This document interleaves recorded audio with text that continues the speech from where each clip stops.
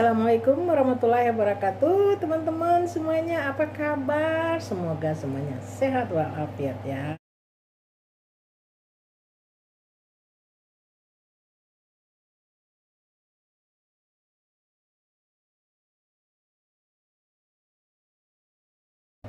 Jadi sekarang topik kita adalah bagaimana supaya kita sehat di masa pensiun. Tapi sebenarnya ini ditujukan bukan untuk yang udah pensiun, bukan ditujukan untuk yang berapa hari lagi pensiun, bukan gitu sebenarnya ya. Tujuan utamanya adalah untuk mereka yang masih lama pensiunnya, mungkin 5 tahun lagi, 10 tahun lagi ya. Jadi masih bisa melakukan sesuatu untuk menyiapkan hal-hal apa aja yang dibutuhkan supaya mencapai sehat di masa pensiun. Begitu teman-teman. Tapi pensiunan juga ya fine-fine aja sih. Nonton mungkin masih ada yang bisa dibenahin gitu ya. Oke, jadi sehat di masa pensiun itu sebenarnya ada 3 yang dimaksud dengan sehat.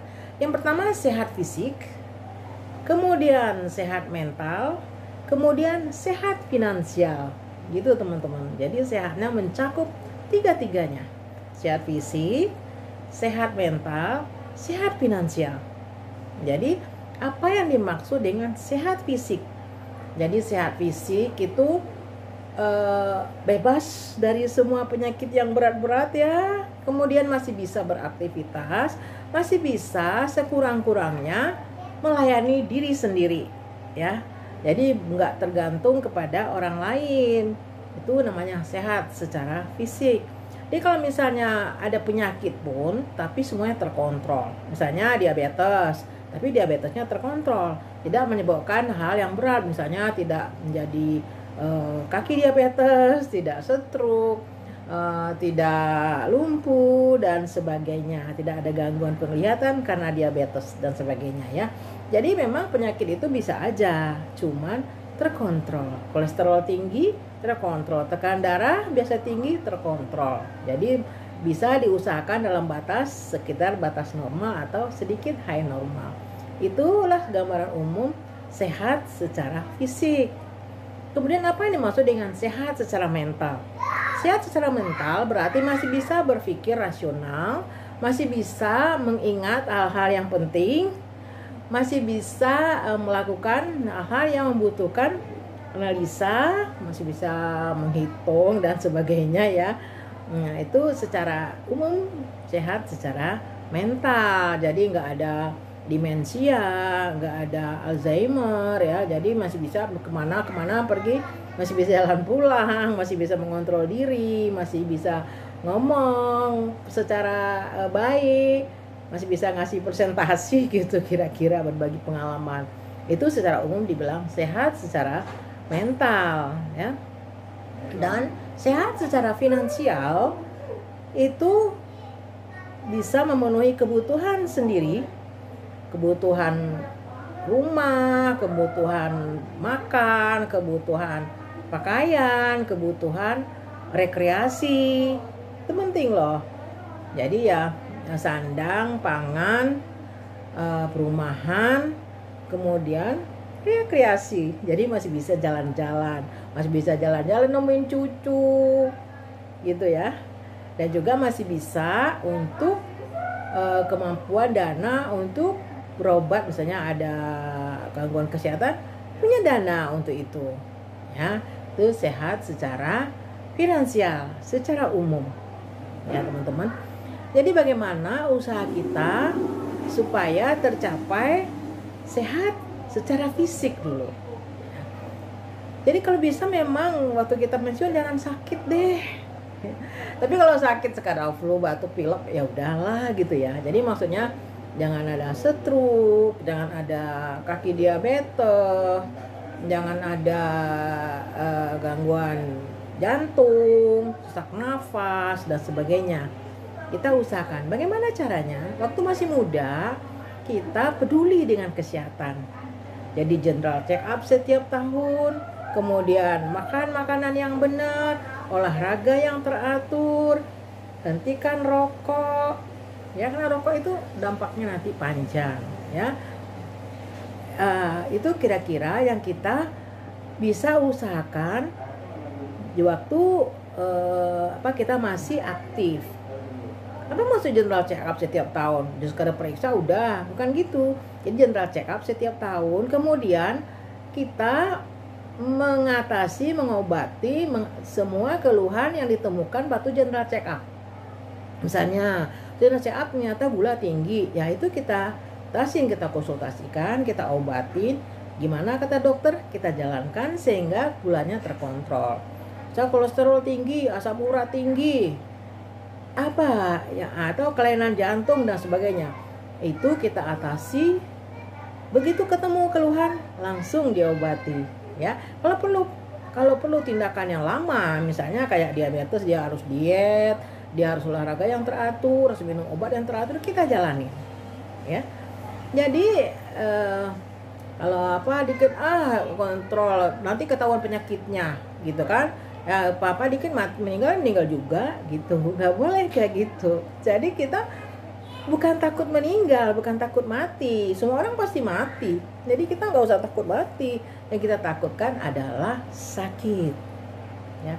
Kenapa kita takut sakit? Mungkin kita nanti sakit menimbulkan kita nggak bisa mengatasi. Kan katanya sakit itu menggugurkan dosa. Iya, menggugurkan dosa, itu janji Allah. Tapi kalau kita sabar, lalu kita ikhlas, kalau kita berusaha dengan baik. Tapi kalau kita misalnya enggak, kita marah-marah, kita kesal, malah menyusahkan semua orang, itu bukan menggugurkan dosa, itu malah menambah dosa, ya kan? Jadi kita berusaha supaya jangan sakit, karena takut nanti kita malah nggak sabar, dan juga mengurangi kualitas hidup. Jadi yang penting adalah kualitas hidup, quality of life. Jadi dengan tidak sakit kita masih bisa beraktivitas sekurangnya untuk diri kita sendiri. Kita bisa mengurus diri sendiri. Coba kalau kita stroke, kita tergantung sama orang, ya kan? Kita tergantung sama orang. Ada yang berat, misalnya nggak bisa jalan, tidur aja, nggak bisa mengontrol buang air besar, buang air kecil, nggak bisa ngomong dan sebagainya. Yang paling susah itu nggak bisa ngomong itu apa? Kita pengen mengatakan sesuatu tapi nggak bisa, atau nggak bisa ngerti. Orang bilang apa kita nggak ngerti, kan kesel. Maka bawaannya orangnya afasia itu ada dua, artinya nggak bisa ngomong ada dua. Afasia sensorik, afasia motorik. Sensorik artinya kita nggak ngerti, motorik kita nggak bisa ngomong. Kan kelihatan orang yang stroke dengan afasia mukanya sebel. Coba teman-teman perhatikan, orang yang stroke seperti itu mukanya sebel karena dia kesel, dia nggak bisa menyampaikan apa yang dia pengen. Dan orang juga bertanya terus, itu bikin kesel. Atau mungkin lumpuh secara motorik, dia nggak bisa jalan sendiri, atau misalnya nggak bisa mengontrol buang air besar, dia harus di tempat tidur, kemudian semuanya ditampung. Itu akan menimbulkan bukan hanya kelelahan fisik, tapi juga kelelahan mental. Dia kesel, dia nggak bisa kan, marah-marah itu. Jadi itu yang kita hindarkan ya. Itu jadi untuk sehat secara fisik itu banyak tujuannya. Jadi kita bisa berbahagia di hari tua, di waktu pensiun, karena kita nggak tergantung orang lain, kita nggak bikin kesal orang lain, orang lain nggak bikin kesal kita. Karena kesal itu sangat berpengaruh ya. Jadi sehat fisik mempengaruhi mental ya. Jadi itu periksa kesehatan, temuin dokter kalau ada masalah, jalankan apa yang disarankan ya. Jadi kalau dengan periksa kesehatan kita jadi tahu tekanan darah kita gimana, kimia darah kita gimana. Jadi apa yang harus kita lakukan untuk mengatasinya. Dan itu harus dilaksanakan, bukan cuma periksa aja. Yang paling sedih itu gula. Kita sering ngomong tentang gula ya, karena orang gula tuh nggak banyak keluhannya. Apa yang mau dikeluhkan? Ingat dibilangin gini, apa yang dikeluhkan sama orang diabetes? Makan enak, makannya banyak ya. Profesor Sidartawan ya, Profesor Sidartawan bilang itu jagonya diabetes Indonesia. Itu pernah datang ke Batan waktu ngasih bincang kesehatan, ngisi bincang kesehatan. Beliau tuh komunikatif sekali ya. Dia bilang kenapa diabetes itu lama baru teratasi ya? Katanya udah udah berat baru orangnya berobat. Karena apa? Biasanya orang kan malas makan, orang diabetes seneng makan melulu malahan katanya. Tuh apa lagi, buang air lancar ya, dia pipis melulu katanya gitu kan. Tuh tidur enak, karena memang sering ngantuk kan orang diabetes. Jadi mereka nggak mencari pertolongan karena dinikmati aja gitu. Tapi itu nggak boleh begitu. Kalau misalnya jangan dinikmati aja, berarti ada sesuatu yang nggak beres. Apalagi makan melulu tapi berat badan turun dan lemes, ngantuk melulu, itu kan suatu yang di luar seharusnya. Harusnya kan kita makan enak, itu kita seger ya kan, tapi kenyataannya malah lemes dan berat badan turun. Ya, jangan happy dengan berat badan turun. Karena untuk orang yang diet, bagus olahraga, dia pengen turun badannya turun, ya indah. Ini makan banyak tapi berat badan turun, ya harus hati-hati. Ya, nah itu contohnya kita harus hati-hati dengan sehat fisik. Jadi kalau misalnya kolesterol tinggi juga kita harus telusuri, jangan sampai nanti tekan darahnya naik, kemudian jadi stroke dan sebagainya, gangguan ginjal dan sebagainya, bisa jadinya ke jantung, bisa jadinya kemana-mana. Jadi begitu ada tahu dari gejala dini ke gangguan dini, harus cepat-cepat ditindaklanjuti gitu. Sekarang mental ya, memang kalau udah tua itu kalau udah tua lupa ya kan, lupa banyak ya. Tapi sebenarnya mengganggu pada orang pensiun itu adalah pertama itu kesepian, sepi ya. Karena biasanya dia ngantor, banyak temen, ngumpul-ngumpul. Kemudian juga anak-anak masih tergantung sama orang tua, masih merengek, pokoknya happy-happy lah, kemana rame-rame. Tapi waktu pensiun, anak-anak udah nggak ada, mereka udah punya kehidupan sendiri, maka kesepian lah orang tua. Mau ngumpul sama teman-teman, kadang-kadang teman-teman juga udah ada yang keluarganya sendiri, kita nggak ada, ya, itu kesepian. Dan gimana cara mengatasi hal seperti itu? Bukan mengatasi, menghindarkan kesepian. Yang pertama, keluarga, hubungan keluarga. Waktu masih muda, masih aktif, masih keren, uang masih banyak, jangan lupakan hubungan baik dengan keluarga. Nah, kalau suami dengan istri, kemudian dengan anak-anak, kalau hubungan itu udah baik, ya, itu walaupun kita udah tua, kita nggak punya apa-apa, mereka tetap baik kepada kita. Anak-anak tetap respect, anak-anak tetap sayang, anak-anak tetap senang berkumpul dengan kita.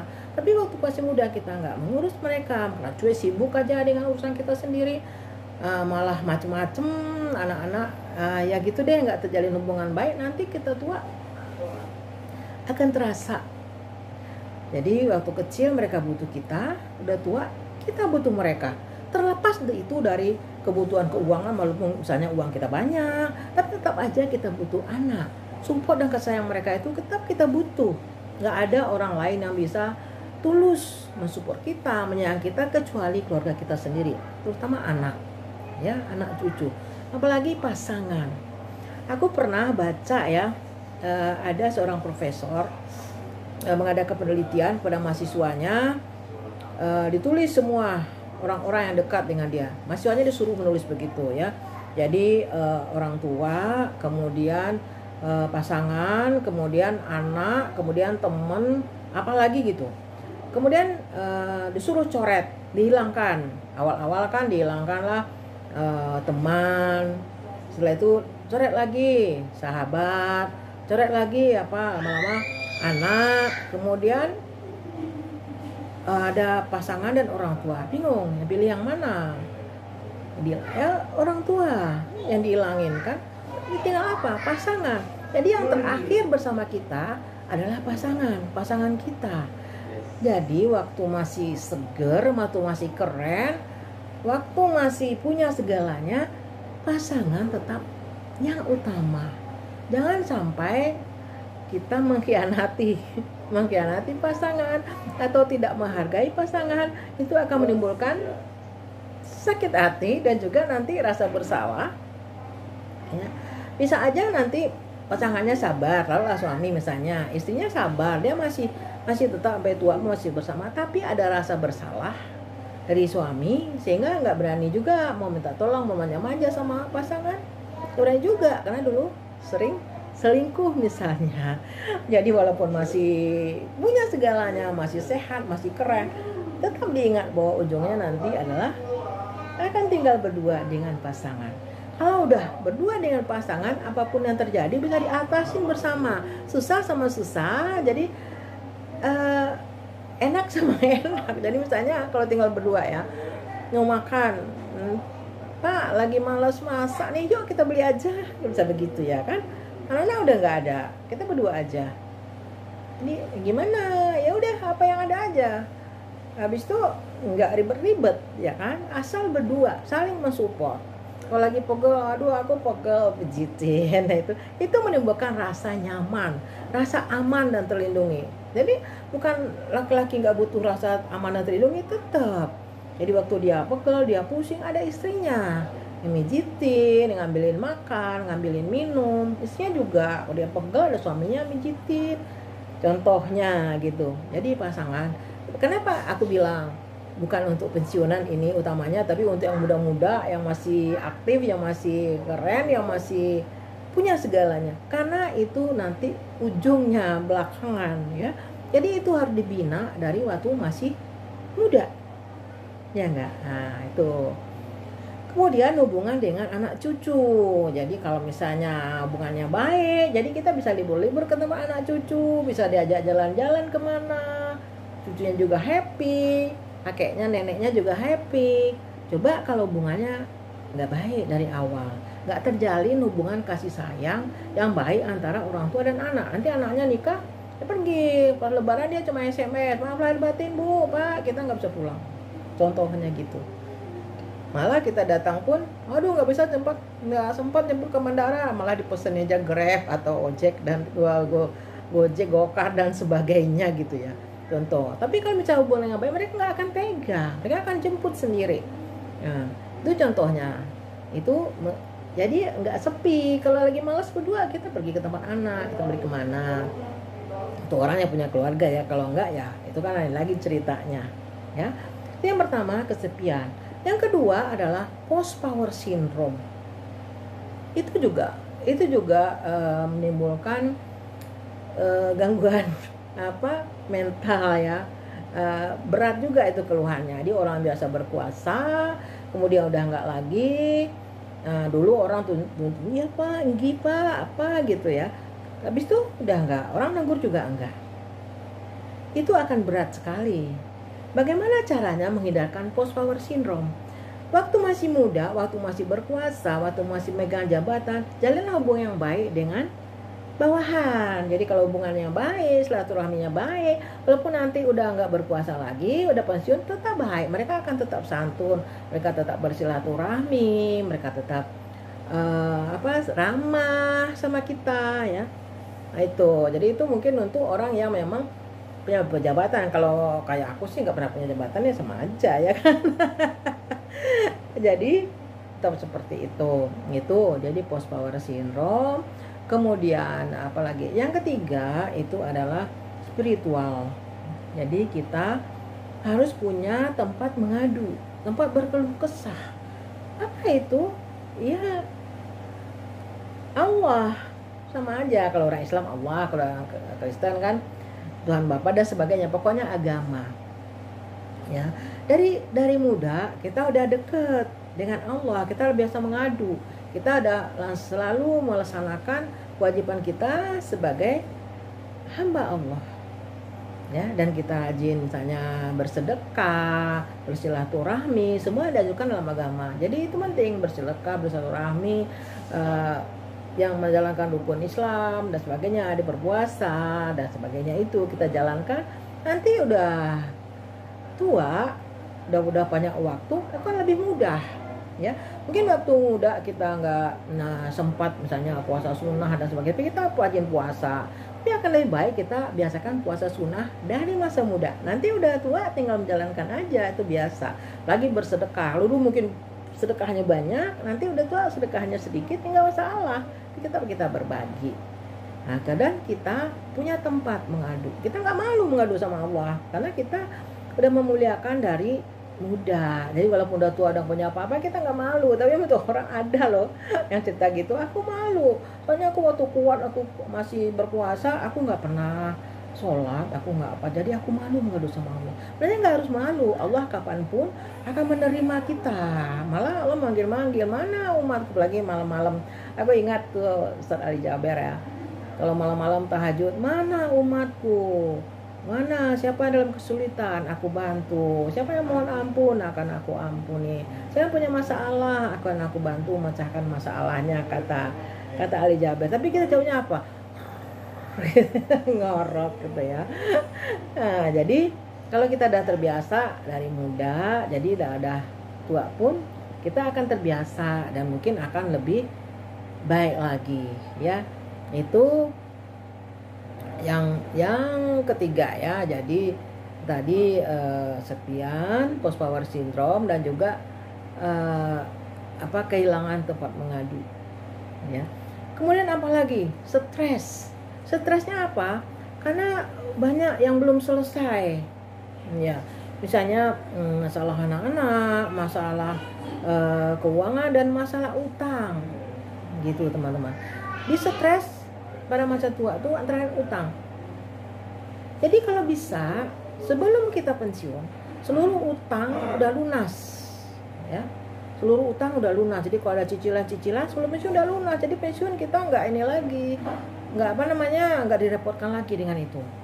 Karena kalau kita udah pensiun, jadi berhubungan dengan finansial juga ini, penghasilan tuh, kalau pegawai negeri misalnya, penghasilannya sepertiga dari gaji utuh paling ya. Jadi kita nggak bisa lagi untuk nyicil. Jadi usahakanlah kalau kita udah pensiun, kita nggak punya cicilan lagi. Jadi harus disiapkan teman-teman. Jadi kita kalau minjam sesuatu harus diperhitungkan bahwa kita pensiun itu pinjaman semua udah selesai ya. Jadi nggak ada lagi yang menimbulkan stres ya. Usahakan seperti itu. Nah, untuk sehat pada usia pensiun secara finansial. Jadi kita harus tahu bahwa nanti pensiun penghasilan kita paling-paling untuk pegawai negeri itu sepertiga dari penghasilan waktu kita masih aktif. Dan mungkin kita berpikir itu akan cukup, tapi bisa cukup kalau kita nggak kenapa-napa, kita di rumah aja, sehat-sehat aja. Tapi kan kita nggak tahu, bisa aja terjadi sesuatu, atau kita pengen pergi-pergi, atau kita pengen mengunjungi anak-anak, mengunjungi cucu, kita pengen beliin cucu jajanan dan sebagainya. Mungkin itu nggak cukup kalau dengan uang pensiun. Jadi bagaimana kita harus punya sesuatu usaha setelah kita pensiun. Gak peduli apa itu, yang penting usaha yang tidak membutuhkan tenaga, karena usia orang pensiun kan semuanya udah cepet capek ya, udah mudah lupa dan sebagainya ya. Apa contohnya? Mungkin punya kebun, waktu masih muda, masih berpenghasilan, belilah kebun ya. Mungkin belum punya waktu untuk melaksanakannya, ngolahnya bisa orang lain yang menanami kebun kita ya. Atau misalnya beli ruko atau misalnya bikin kos-kosan ya. Kos-kosan di mana-mana kan tetap aja lari kalau kita tinggal di kota ya. Dan kalau bangun kos-kosan itu mungkin pelan-pelan, nggak harus langsung banyak, penting udah ada tanahnya, bangun sedikit-sedikit, dan bangunlah sesuatu dengan kualitas yang bagus. Kenapa aku bilang kualitas yang bagus? Karena nanti kalau misalnya nggak bagus, itu akan menuntut dana lagi, misalnya bocor lah, yang rubul lah, yang apalah gitu. Dan kita nggak punya dana untuk itu. Jadi walaupun agak mahal nggak masalah. Jadi kalau bangun itu yang kualitasnya bagus, yang secara bertahun-tahun dia masih bertahan dengan baik ya. Itu contoh-contoh usaha yang kita bisa lakukan untuk mensupport kebutuhan finansial kita setelah pensiun. Itulah kira-kira teman-teman apa yang kita bisa lakukan untuk mencapai sehat di masa pensiun ya. Jadi sehat secara fisik, sehat secara mental, dan sehat secara finansial ya. Oke, semoga bermanfaat walaupun kita ngomong-ngomong ringan-ringan aja. Semoga bermanfaat. Sampai ketemu lagi di video selanjutnya dan semoga kita sehat selalu. Assalamualaikum warahmatullahi wabarakatuh.